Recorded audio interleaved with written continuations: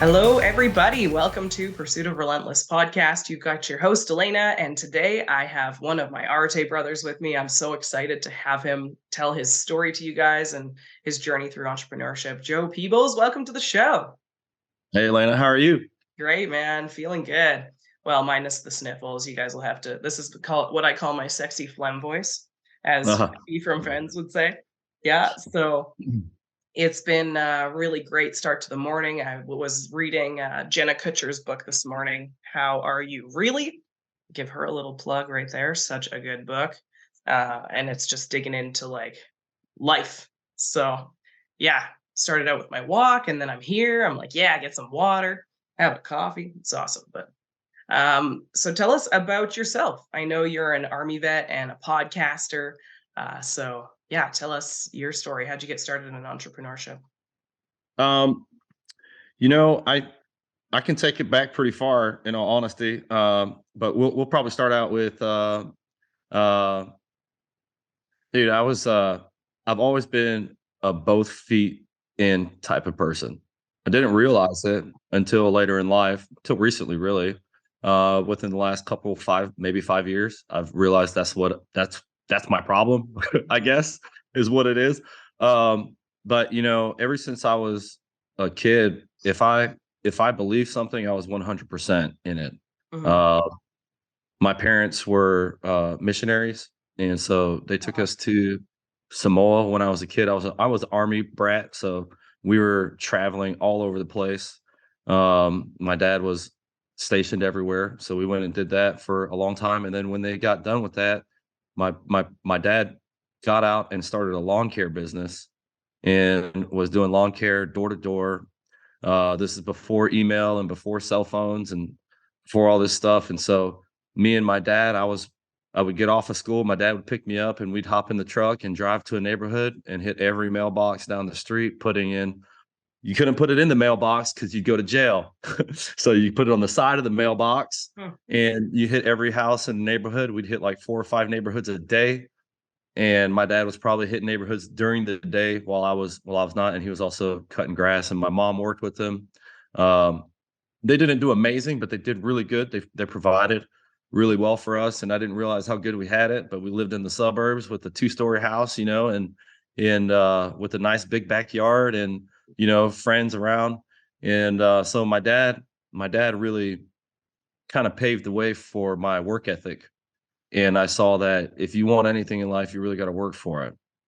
Even though I didn't see my dad much, and I blamed him a lot when I got older for you're always gone and all this stuff. I was mad at him in my teenage years Mhm. because he was always gone. But I get it now. I get it. He was.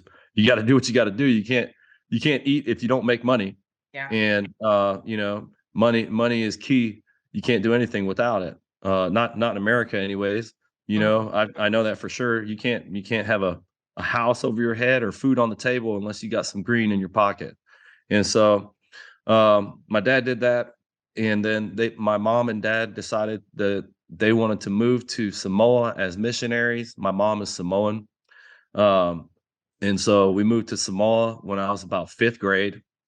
Um, and we went from electricity and Game Gear and Game Boys to out in a hut, you know, uh, with no electricity, and cooking outside in another hut with a Right. with a bathroom outside and living on a plantation type stuff.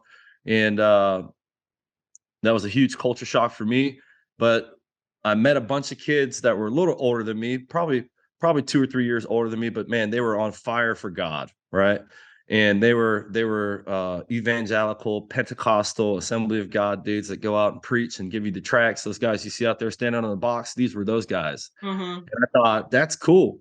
I thought, man, these guys are really doing something amazing. And I jumped right in it, man. My parents were missionaries, but I wasn't a believer at that time, like not like that. But these kids, like, they made it seem cool to me, and it wasn't my parents shoving it down my throat. Mhm. And so I joined up with these guys, and we went door to door to houses and would preach, and little I don't know, a little 8-year-old coming up to a grown up's door and saying, "You need God in your life." probably doesn't make sense to a lot of people, but man, it made sense to me at the time. And I thought I knew everything, and I knew that I had full faith. I was both feet in, like I said. Yeah. Um, and there was I did that for about 4 or 5 years, man. We'd have church Monday, Tuesday, Wednesday, Thursday, Friday, Saturday, meet up and go do some evangelical stuff, and then come back and have a little bit of church. And then Sunday had 2 services. So we had church every day after school. We were there. Um, we were in it. And uh, when I was like 14, maybe 13 or 14, uh, I ended up getting kicked out of the church for something that was stupid, irrelevant. Um, and My whole peer group disappeared from me immediately. Yep. Um, and at that moment, I decided to be the absolute. If I, I was like, man, I've been trying to please all these people and make God happy my whole life. At 14-year-old, man, I'm so mad at everybody. You know what? If that's what they wanted me to do, and this is how it turns out, and people are just gonna drop you, then screw everybody. I'm gonna be the worst fucking person I can be. Mhm. And so, like, I wanted to be Pablo Escobar at that point. I wanted to be, if it was bad, if it was considered evil, I wanted it, and I did damn good at it too. I got addicted to crystal methamphetamines really quick around 14, Mhm. and just started smoking that like crazy and selling it to everybody that I could, so that I could buy more. Um, and I guess my parent, like around 4 years, my parents got done with Samoa and we moved to Hawaii. And you would think that that would be a great move for a little drug addict kid, but that was not the case because there was meth all over Hawaii at the time, and it was dirt cheap. And so when I got out there, uh, I remember I went to this guy and I gave him $20 thinking I wasn't going to get anything from it. And this guy came back with more dope than I had ever seen in my life. And I immediately was just so excited because this was everything that I lived for at the time. I ran away, lived in a dumpster, and was doing that at 17, you know, running around the big island of Hawaii, just causing trouble, wreaking havoc, and pillaging, stealing everything I could steal. And luckily I never got caught, and never got arrested or anything like that. But I had a bad record, and I wasn't a great person. But we ended up moving back to the States, and and there was no methamphetamines here at that time. In fact, people would look at me. I'd go up, "Hey man, you got some of this?" They dealt everything that you could deal, and I would say, "Hey man, do you got this?" And they're like, "Get the hell out of my house! Get the hell away from us. We don't want you around here." And so I cold turkey quit there forcibly. I went through detox in my house with my parents. My parents didn't know it. I was in the room going through detox for a couple weeks, and then spent after I got done with it. I was like, "Oh, I don't want to go through that again." Mhm. Just through the detox alone. But I was still very much in a very bad mindset, uh, just ready to, but also like realizing, hey man, you're 18, you're about to get kicked out of your house. What are you going to do for the rest of your life? At that point, I didn't even have like any dreams or aspirations or anything in my life. I figured I'd be dead by 20. I didn't think I'd live past my 20s. And so I just YOLO, you only live once. Let's Yeah. get after it. I'm gonna go party until I die. But I did know I needed some money. My parents put me in there was a volunteer school that you could go to, a military boot camp, and you could get your GED. It was a 5-month program. They basically put you through Hell Week for 5 months with Marine cadre yelling at you, all minors, cussing you out, making you do Mhm. push-ups and dragging you through the mud, making you run and do all that stuff. It's just beating the crap out of you, really, not physically, but physically. Yeah. uh, um, and during that time, you had to do schooling and stuff like that, and prepare for your GED courses and stuff like that. Uh, and I was there for 4 months and 2 weeks, and I got caught smoking a cigarette, which was not allowed. First of all, it was a minor. Second of all, it was against the rules. And so I got kicked out. And so all that hard work for the 4.5 months down the drain. The whole time I was in there, uh, I had a little hustle going on. I was selling candy bars because you couldn't get candy. And so I'd sell you a king size Snicker bar for 15 bucks. And No way. I'd sell you a Tootsie Pop for $1. And I'd sell you like yeah, so we were just hustling candy. I had like a whole little thing. I'd walk around and I'd hustle candy and we make 150, 200 bucks. And there was a guy supplying me with it. And so we are just passing it through. I didn't realize that, but that's pretty funny. We were hustling hard. We were hustling M&Ms. Uh, but so I got booted, right? Yeah. All my fault. And they gave me a chance to come back. And so I was out for a couple weeks and then I had to start over and do the whole 5 months again from scratch. Wow. And it was a little worse because the dudes knew me already. So first thing they did was like, "Oh, you gained 50 pounds. What'd you do? Eat your predecessor?" Like, did you come? Like they're just I got heavy and they just mocked me the whole time and gave me a lot more crap because they already knew me. But they also I think they saw some potential in me, and they brought it out of me. And Mhm. and at that point I was like, I can play this game. Yeah. I can, and that's really all it's been to me this whole time. Life is a game. There's some rules that you got to follow, you know, and if you follow those rules and follow these procedures, life will be good for you no matter what. Just follow the procedure. And so I played the part. You know what I'm saying? I was really good at manipulation at the time. And so I played the part. I was a goody two shoes up in front of all the cadre and took care of stuff. And on the backside, I was my dark side would come out and I'd be hustling and doing whatever, smoking and doing all the stuff. And I played that game really, really damn good. And got to a point where you couldn't tell, all of my superiors thought I was amazing and everybody else knew they didn't fuck with me. You know what I'm saying? And so um, I thought that's the way that the game was played. Um, I was wrong that the game is played like that, but that's how I played my game. Anyways, like I graduated from that, and at that time, I didn't know what I was going to do for money. My parents were like pushing the military down my throat since I was a kid. I really didn't want to do it. September 11th happened, and I remember crying the next day. I was probably 15 or 16 because I figured I'd be drafted because they were talking about bringing back the draft, and I was like, I don't want to go to war and die. You know what I'm saying? Mhm. Uh, um, so yeah, at that point, I had kind of been like, you know what, I can do the military. We can do that. We're in war, but whatever. I'd like to serve my country anyways. I think that in my blood runs warrior blood. I'm Samoan and Scottish and a little bit of redneck, and Yeah. so fighters. So um, I think it runs in my veins. And I think I was born to fight. I think that was something I was born to do, destined to do, is be in a combat zone. Um, and I enjoyed it and I thrived in it. And Mhm. so I joined the military, met my wife just before that, and went to Afghanistan, did that whole thing for a couple years. I was a door gunner in the military, worked on helicopters, and I started learning aviation, and I got really hooked. Um, just working on helicopters and watching these magnificent machines not tear themselves apart and actually fly, Right. and fly around and do some awesome stuff. And then after I was working on them, I got transitioned into being a door gunner on them, and so now I was doing missions on them, understanding how useful these are, just in a war zone period, Mhm. and how to maintain those well enough to keep us alive, you know, and so uh, really learned a lot there. Learned a lot about life. Learned a lot about people. Learned a lot about myself. Lost some friends, um, and really grew up in Afghanistan.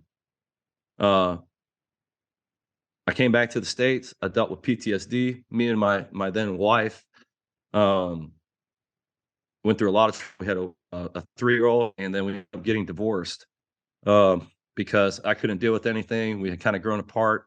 I really was a terrible husband at the time and a father. I couldn't really uh, give them what they needed from me. Mhm. And I didn't know it. I thought I was doing everything I could, but really I was just sitting outside working on my motorcycle the whole time because I was dealing with it in my head and I didn't realize it. Mhm. Uh, so we ended up getting divorced, and I went through a huge spiral of emotion.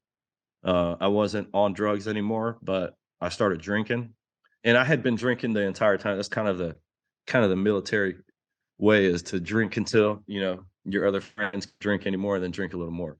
So that's how we were doing it. And I really got into drinking. I was drinking before, drinking at lunch, drinking after work until I fell asleep.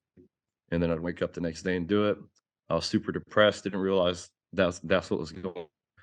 And since me and my wife got divorced and I didn't want to have anything to do with that, I ran away. I got a job in Afghanistan, civilian Interesting. job I got, and I went back and I felt super comfortable there. It's easy to live in Afghanistan or in a war zone because all you got to worry about is staying alive. You don't have to worry about a cell phone bill. You don't have to worry about the water blowing up. You don't have to worry about none of that. You Mm, go to sleep, you wake up, you live, you go back to sleep, you wake up, you live. That's it. And so I really enjoyed that and the no other responsibility thing, but I was running away from my responsibilities in life. And I was running away from a shell that I had created of myself. I stayed there for a couple years and really learned my trade, dug deep into my aviation training, learned as much as I could about helicopters, and the teams that I worked with were fucking amazing. Like they were so good. And so they really like inspired me to get really damn good because I thought I knew a lot when I got out of the military about helicopters, and these guys were just running circles around me. So really latched onto them, did that for a long time. And then I went back to the States and landed a job working on private jets, building G650s down in Savannah, Georgia. And if you don't know what that is, it's a mid cabin jet. It's about 10 to 18 people, and it's one of the fastest ones on the planet. So I went from helicopters to like the coolest jet on the planet. That's the one mhm. right behind me.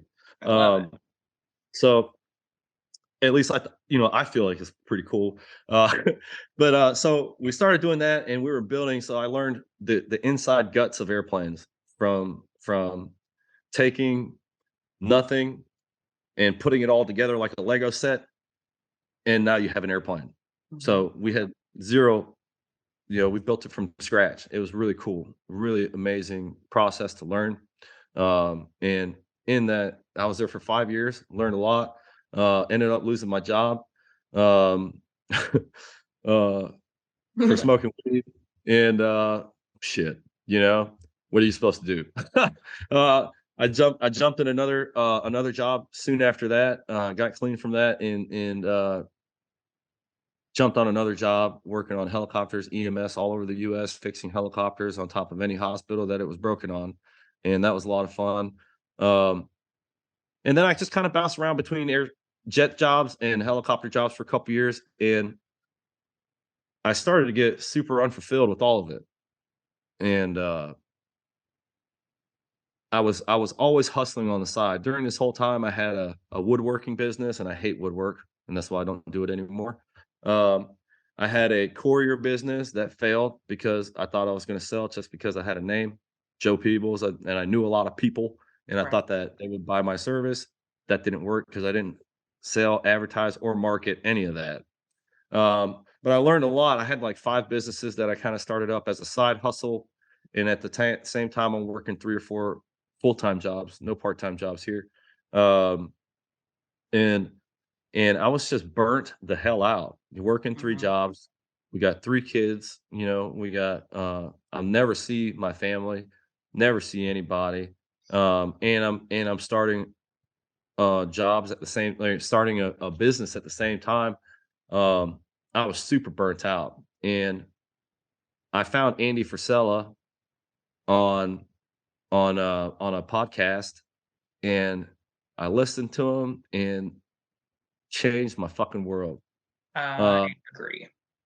I'm like, yeah, "Oh, there are humans out there like me." You know? I'm like, "Oh, yeah, okay." He's a little more yeah, hardcore than I am for sure, but I'm like, "Oh, you're my people." for real, Mhm. and you get me, like Yeah, somebody gets me. There's not something wrong with me. right. This is just me, Um, and because everybody was telling me this whole time, like, dude, you need to slow down. And I probably do, you know what I'm saying? I don't know. I need to prioritize more shit, like my family and my kids. Yeah. But slow down, maybe not so much. Um, but listening to him, he did a program called 75 Hard. I'm sure you talked about it. Many Um, times. I did Changed your life. 75 hard. Absolutely. Yeah. Mm, I until then I've never kept a promise to myself. yeah. I don't think I actually had. I had made small plans and small goals and stuff like that, but I never actually kept, I'd go to the gym, start for a week or 2, and then I would just fizzle out, and give myself an excuse and an out. Oh, my back hurts, I'm feeling good. I already lost 10 pounds, whatever excuse I gave myself to not be consistent with it. And not only that, like just a lot of other stuff, where I was slacking off in my career or in my business or, you know, just all kinds of stuff. So I did 75 hard. It took me like 130 days to finish. No way. Yeah, I failed for so many times. I I don't even know. failed I failed 4 times. On, Yeah, like, day 60. I'm like, ooh, "Fuck." I'm, like, yeah. so mad. Yeah. I that damn picture got me a couple times. Yeah, that's exactly what I failed for. I Yeah, took the photo.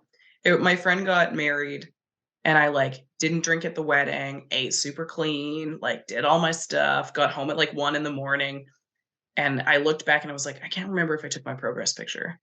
And then I that's what looked, and it was, like, that date, and I was like, "Yeah, yeah, totally did it today." And then it was actually for the day before, and then I was like, yep, "No!" Like, no. yeah. Start all over, and I was like, "I could have drank last night," Right, I coulda. I was at a party, right? Free beer. I'm like, "Oh, man. Dang." Yeah. But I'd start over.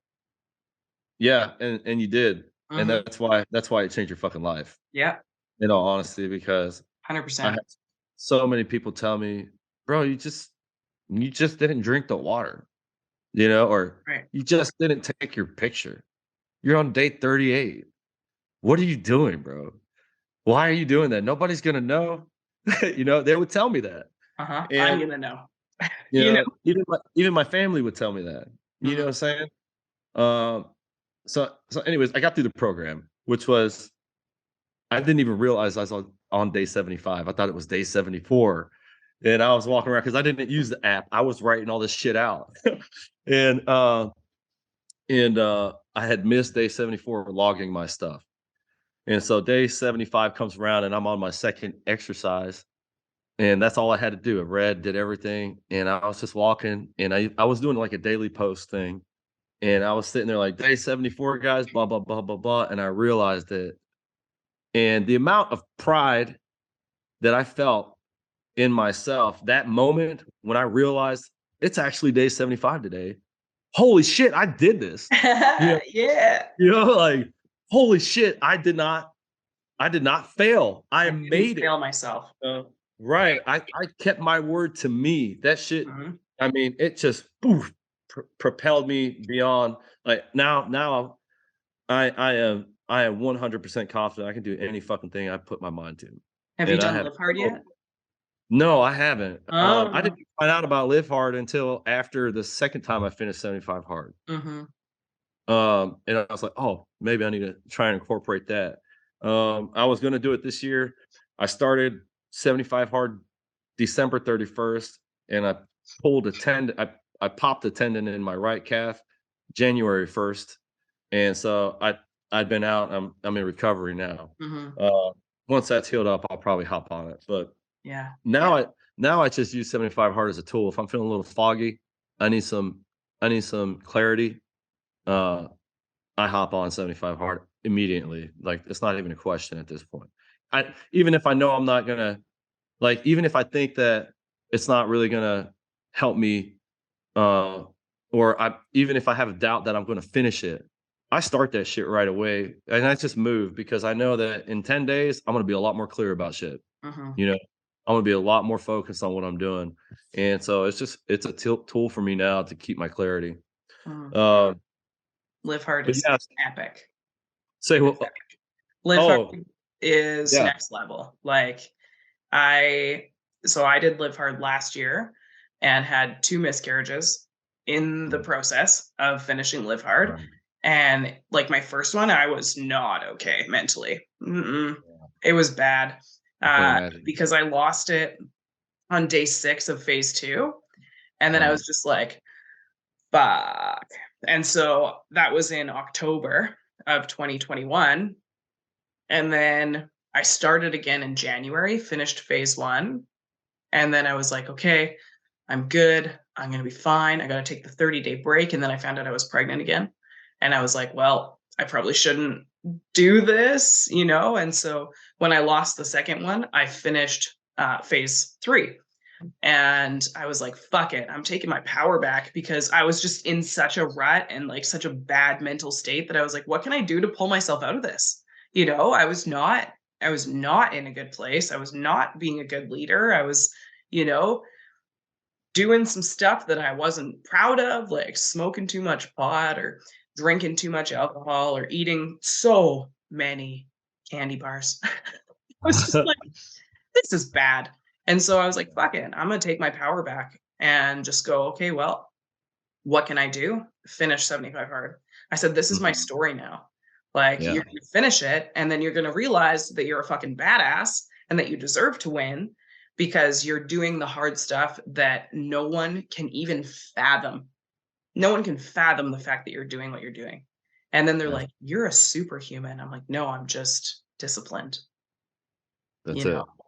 Yeah. And so I think when you're in the grind and you're frustrated and you're struggling through it, that's the moments when you're learning. That's the moments when you're solidifying that identity for yourself and you're just going, "Hey, this is what I've done.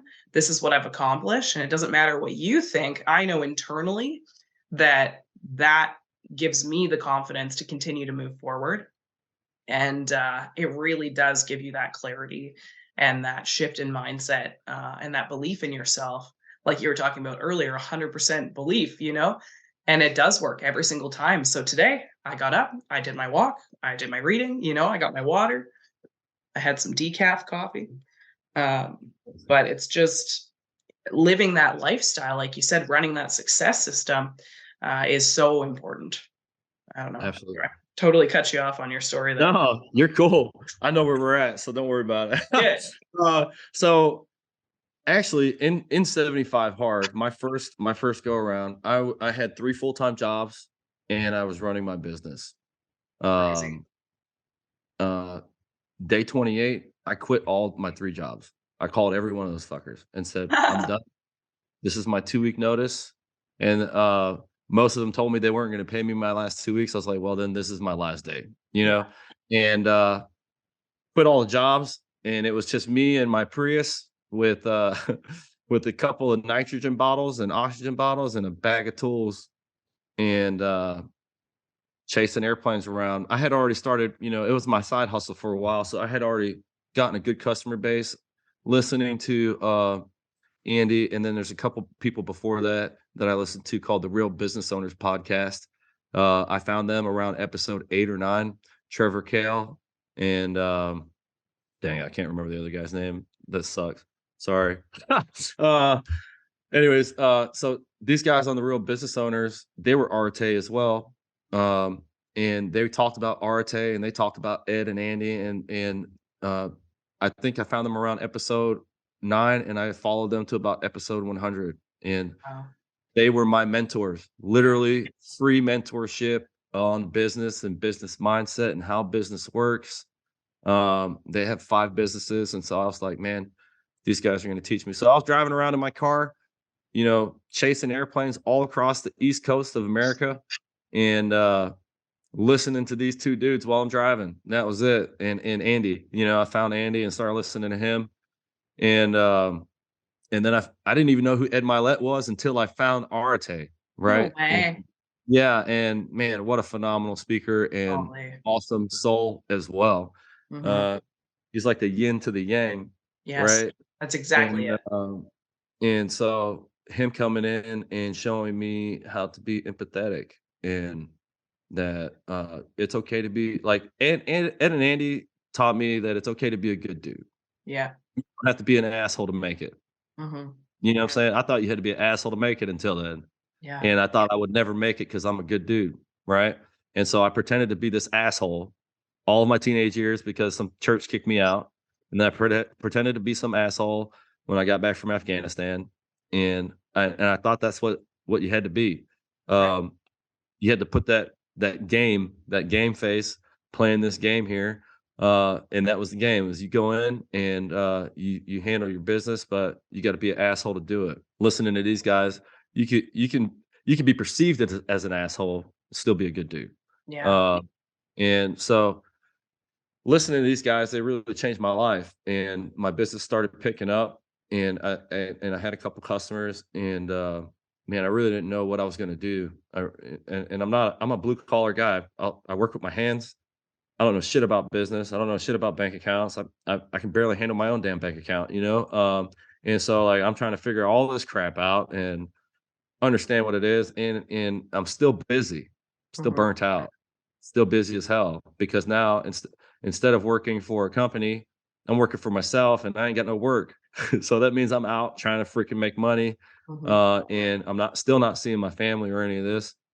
I'm trying to figure it all out and make it all work together using 75 hard, implementing tools I learned from that. I started implementing family time into my day using the power list, you Mhm. know, and then stuff that Ed was teaching us, like, leaving my phone in my car, when I get home, taking those little notes and for 30 minutes I leave my phone in my car so that I don't look at it when I first get home. Yeah. My kids and my wife get 100% Joe, just like my work would. And I realized I give 110% at work, and I give my family the leftovers. Whenever I come home, they see an asshole, a mad, disrupted person who's pissed off about work and grumpy that the house isn't clean or whatever shit that I would come home with. And they don't deserve that. In fact, they should probably have way better than what you give at work. You know what I'm saying? Mhm. Um, and so, I always wanted to be a family guy. And when I'm with my family, I'm an asshole. What the hell? So yeah, I learned a bunch of shit there, but starting the business and going around meeting all types of people, just saying, "Hey, what's up? I'm here to fix your airplane. If you got something, and then meeting everybody at the airport. That's what I did. I met everybody else at the airport. The guys that didn't have airplanes, um the guys that were, servicing the toilets for the airplanes and moving bags for people. Those are the guys I want to talk to. I'd go buy them all lunch. I go say, "Hey man, how's it going?" And I just bring some light to them because we just get treated like shit. And they get, the people come off the plane, they just throw them a couple dollars and get out of my way, go get my bags type stuff. Not everybody's like that, but there's a lot of people like that, you Mhm. know. And these guys get the whole litter, if it's not a bad customer, then it's an asshole pilot. If it's not an asshole pilot, it's somebody who's just got to stick up their ass today, Mhm. and those guys get the brunt of it because who's this guy? So I really catered to those guys in relationship, really built that relationship with them and started offering them referral fees. Hey, if a jet comes here and they're broke, if you tell the customer that they can call me, I'll give you $100 type deal. And I started getting calls from referrals from these guys, and man, we started getting a lot of calls, and now I was way too busy. I was driving. The All of my customers thought I had 2 or 3 teams running, and it was literally just me. We'd have somebody in Florida I'd be working on, then I'd get in my car and drive up to South Carolina to fix another airplane, and drive to Mississippi to fix another airplane, Mhm. and then just do the roundabout again because the jobs are 3 or 4 days. So when I get there, I'd work on it, figure out what parts are needed, get the parts in order, and then book it to the next airplane. Get to that one, find out what parts are needed, order parts, and then book it back to the other plane because the parts coming in. And I'll fix that one. And then it was just toss and turn. But man, they thought I had a team of 6 to 12 people. And now I have a team of 6 people. And so like now it's really working out well because um, I'm able to catch more work where we have opportunity for guys. I'm changing people's lives. I'm giving them opportunity to grow, paying them very well. Maybe hopefully inspiring them to do better in life and to come out here and chase their dreams. And we're not just fixing airplanes. We're changing community. We have a podcast. We're trying to inspire people to come into aviation. It's called Flight Level Zero. And we're bringing on people and just letting them tell their story about how they got into aviation, because a lot of people think that this is a closed business. It's hard to get, I don't know. It's like a pipe dream sometimes when I talk to people. They're like, "Oh man, I wish I could," but you can. Mhm. You can come and work with us. Like The field is wide open. If you do bookkeeping, you can work in aviation. If you do plumbing, you can work in aviation. If you build buildings, you can work in aviation. If you overhaul tires, you can work in aviation. There's so much opportunity in this industry, and nobody knows about it because it's just like a posh, let me wear my suit and tie type deal. But it's all blue collar, and Mhm. there's ton of work, and there's a ton of opportunity here. And just being around airplanes for me is inspiring. I love them. So I get a My kick out. I have an And then associate on my team whose husband's a pilot, and every time I go over there, he's just, like, selling me the dream on what plane I need to buy and how he's gonna be my personal pilot, and I'm like, "I love this, man, like, dr sell me the dream," you know? let's I go. love it. Yeah. It's like, "You need this plane, Yeah. and this is Yeah. why." I'm like, "Okay, cool." The most inspiring thing to me is, I'll pull up to these airplanes, and these airplanes are not cheap. No, no. Obviously, if you've got a jet, you're doing something right. You're doing a lot of work, you're putting in the work, you're getting money back. But to see a single person walk off of a Global 6,000, which is the cream of the crop, right? G650, one person walk off that airplane. It inspires me because if that guy can do it, I can do it. Right? You know what I'm saying? If that guy's doing it, why the hell can't I? You know? And it's possible in a single lifetime. It's happened all the time. It happens every day. There's a dude out there changing their life. And just seeing these guys come out, it just inspires me to keep pushing. I want a Challenger 350 and I'm going to get one. You know what I'm saying? Like, and we're going to be flying that thing around. I'm going to come out to Alberta. We're going to be like, hey, what's up? How are you? And we're going to hang out for a little Yeah. bit. We'll go flying around. That's my aim right now. That is one of my big vision goals right now is to get a Challenger 350. And a lot of people think I'm freaking crazy, but you know what? It's possible. And I have no doubt in my mind that it's going to happen. You know what I'm saying? Mhm. So yeah, I there's love my it. little. No, I love it. I love how you're talking about building relationships as well and how you're focused on doing the right thing and just really going above and beyond. And I think that that is not only the Arate way, but the way that we've been coached through our mentors and not only Ed and Andy, but other mentors like you were talking about. But when you make that decision for yourself and you're like, hey, I'm going to do this regardless of the people telling me I can't, the people going, oh, Lena, what are you doing? Quitting your $100,000 a year job? I said, chasing my dreams. Like, what Yeah. else am I supposed to be doing? Yeah. Like, I'm going to go do something else. I never thought I'd be a financial advisor in a million years. I'm smart, but I'm not that smart, and I didn't see myself in this career. I'm a creative. I'm a red seal pastry chef, like I thought I'd be in a completely different place. And then I show up in this business and they actually care about people and they Yeah. actually want to go out and like recognize you for doing good things. And like my trophies just go to show how much they care about us. And they're just like, hey guys, go out, do the right thing. We're going to recognize you for it. They just sent me to Mexico. They sent me to friggin' Monterey to learn from the founder of the company. I'm just sitting here going, wow, Yeah. where else can you find that? Like people who believe in you, people who give you their personal cell phone number so that if you're struggling and you need something, you can phone them. And I'm just sitting here going, wow, that is an incredible way to build a company is on relationships and on referrals. And I love that your business was built on referrals because so is mine. And Wow. it's putting yourself out there and going, hey, I may not be perfect. I know I'm not perfect, nor will I ever be, but neither is anyone else. And it's partnering with the right people or shaking hands with the right people that will put you in front of someone who you didn't even know you needed in your life, right? And that's a Yeah. big lesson that I took away from your conversation there, when it comes to the podcast that you were listening to. And for me, it was meeting World Financial Group and like, getting introduced to Ed Milet, and then through Ed Milet, listening to the Collision of Limitless Minds podcast, which I highly suggest with Andy Frisella. And then I was like, whoa, who's this guy? Right? Listen to Andy. And then I got into Arte. And now, fast forward to here, I'm like, wow, I had nothing, no belief in myself, no mentors until I met this company. And then they're like, hey, here's an opportunity of a lifetime, run with it or don't, you know?